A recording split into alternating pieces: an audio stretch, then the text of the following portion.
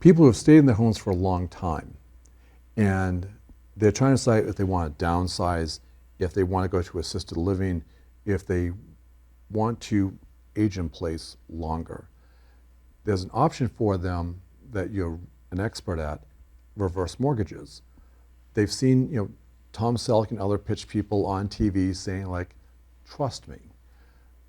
What are reverse mortgages? Who do they work for? And a few of the myths and the facts about reverse mortgages and why it's good for consumers today. So the whole point of retirement is to be able to enjoy yourself, to do whatever your goals are, right? You're working with a financial planner, you have some sort of team in place. And your mortgage, whether it's a regular mortgage, right, a forward mortgage, or reverse mortgage, is just part of that plan, right? And at the end of the day, it's all about cash flow and other considerations. So a reverse mortgage is a great tool if it makes sense for a person's situation. And so basically how it works in a nutshell is if you were to buy a home, and I'm going to use very vague, rough numbers just to keep it simple. Say you're going to buy a condominium for $400,000. You're going to put $200,000 down, and then you can get a reverse mortgage for $200,000. Now, depending, there's been some deregulation in the space, so there are different products out there. My firm has some proprietary products. So on average, people think you have to be 62. In some cases, you only have to be 55 for a reverse mortgage. And so we, Waterstone, show up with the other $200,000, and you don't have a mortgage payment, a principal and interest mortgage payment like you and I are used to paying. So you pay your condo fee, you pay your taxes, you pay your upkeep and maintenance, and you don't have that mortgage payment anymore. Every month it accrues interest, and then so at some point in time, you move on in life to the end of life, and you go off to heaven. And so you're left with options. Your estate, your heirs are left with options. And it's a neat product in the sense that instead of paying $400,000 in cash from your retirement funds, from your savings, you're going to mortgage and leverage that piece of property, and then you're going to leave your portfolio alone, which is important if the market's down. If it's kind of like adding insult to injury. If the market's down, your portfolio's down, and you're going to buy a home, you've taken that money out of a spot where it could turn around and come back. And again, retirement's about cash flow. So in some cases, what happens is, say you pass away, and you're going to leave your home and your finances, your estate, to your heirs. Well, they may not want your home anyway. So if there's a mortgage, they've got to take your cash and pay it off, versus a reverse, in some cases, they walk away. If it's the family homestead and they want to buy it, big myth, oh, you owe way more than the house is worth. No. If you pass away, they set the loan to value at 95%.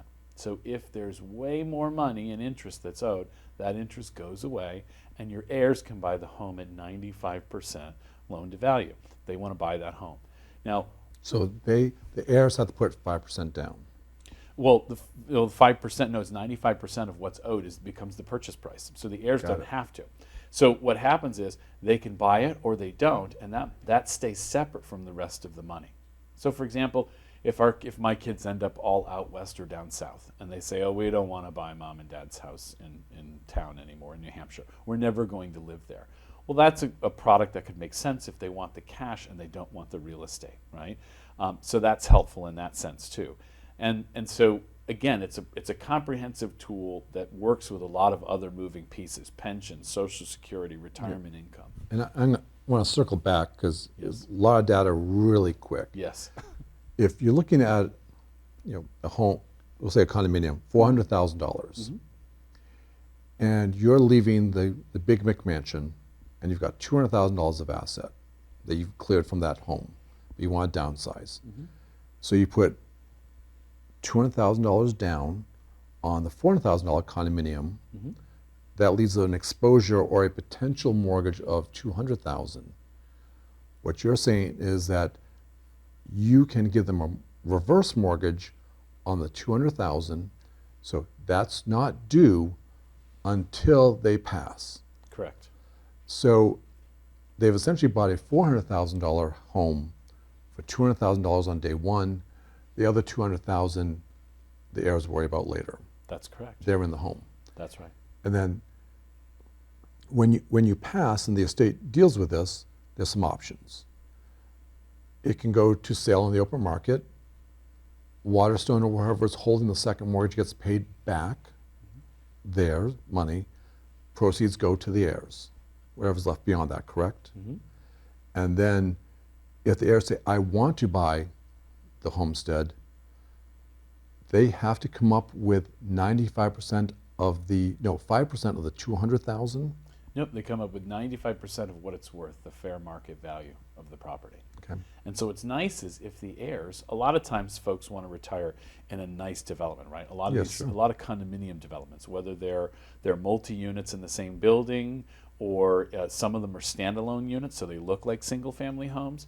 But you don't want to be a homeowner. You're right. You get rid of the 1 acre of yard that takes 6 hours to mow on Saturday, and then the 17 truckloads of leaves. You know, I cut down the forest at my house, so I don't have any more Yes, you leaves. did. But remember how many leaves I used to have, right? So you get to the point where you say, I don't want to do this anymore. There are a lot of really nice developments in our state that are tailored to folks that say, I want to go live my life. I want to travel. I want to see the kids. I don't want to worry about plowing the driveway. I don't worry about mowing the lawn. I don't want to spend the time on it. Maybe I can't. Maybe I just don't want to. And so in some cases, in the heirs, the kids may say, we don't want mom and dad's condo in that development. We don't want that. So they can sort that out. The mortgage company sorts that out and takes care of that and moves on from there. And they may just want whatever the cash is. But for some folks, it's a great retirement vehicle because it reduces the amount of money that you have to have in retirement because it gets rid of that principal and interest payment. And that $200,000 that you didn't bring to closing can be in the market working for you, paying you while you're in retirement. So you can travel, see the kids, pay for weddings, all that stuff that you need to do. But now the reverse mortgage that you've taken, that does accrue interest over time. I mean, there is a cost of money. So the 200,000 that you took out at age, say, 65, if you pass at 85, there could be 20 years of accrued interest on that. So that 200 could, arbitrary numbers, not raw numbers, but that 200 could be 295, 300, whatever that number is, that the estate would owe upon the liquidation of the asset. It's just the property, so the estate doesn't owe. So Okay. that's the best part. So if the heirs say we don't want it, then the house just goes away. And the lender takes care of it, which is neat. And so there are different products now because of some deregulation, which I think needed to happen. There's more products out there. And so I have a team at Waterstone, which is great. We have a team of folks that do this every single day in all 48 states we do business in. And so I have a team of people that I bring in when someone says, I really want to do this.